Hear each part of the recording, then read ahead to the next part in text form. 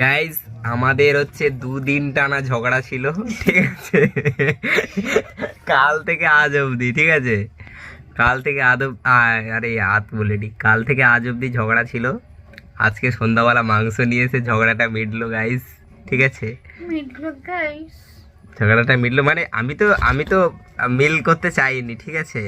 ওই তো এসে মানে পারছে না আর সামলাতে, ঠিক আছে। মানে নিজেকে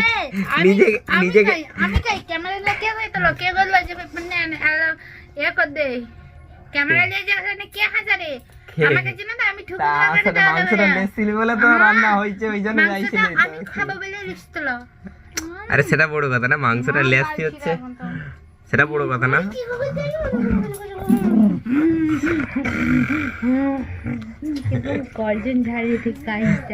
দেখো গাইস, ও হচ্ছে নিজেকে ঠিকঠাক রাখতে পারে না।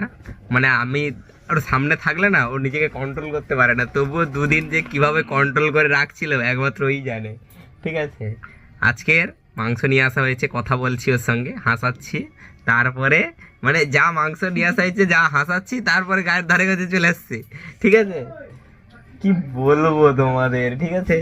মানে নিজেকে কন্ট্রোল করে রাখতে পারে না আমি সামনে থাকলে, ঠিক আছে। তোকে বাপের দ্বারে পালিয়ে যাবো সত্যি। এই ভিডিওটা আমার মা যদি দেখো, ভদ্রভাবে ফোনটা করে আমার মামাকে বাচ্চাকে বোঝাবো, সত্যিকারে আমার সবাইকে ফোন করবো যে আমাকে মামাদের লেভেল। তুমি বাপের দ্বারে যাবো, তাহলে পৃথিবী লৌটি যাবে। মানে এই যদি চলে গেলে গাইস এনে নেই খেতে পেয়ে মরাবো। এতদিন কি নাই খেতে পেয়ে মরেছিলি? বাবা বলছে মাকে বলতে বাপের দ্বারে বাড়ি যেতে, এবার আমাকে বাপের দ্বারে খাইতে আর হবে নি, পেটে গামছা দিয়া বিশালো না। একজন ডায়লগ আছে, সে এই ঘর ছেড়ে নাকি পালিবে। তুমি যদি পালিয়ে যাও তাহলে পৃথিবী ধ্বংস হবে। ওটা তোমার মনের ভুল। পালিয়ে যাইনি বলে না, যাবো নি, এটা মনের ভুল। যখন যাবো তখন বুঝতে হবে। সত্যিকারে কি জন্য যাবো? যেকোনো একটা মেয়ের না একটা সহ্যের সীমা থাকা দরকার।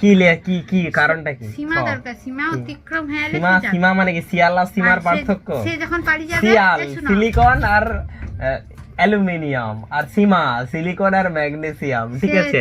সেই সীমা আর শিয়ালের মধ্যে যে পার্থক্য আছে না ভূগোল বইতে, ঠিক আছে, সেই সীমা অতিক্রম করা মানে কি হবে? সিলিকন আর ম্যাগনেসিয়াম।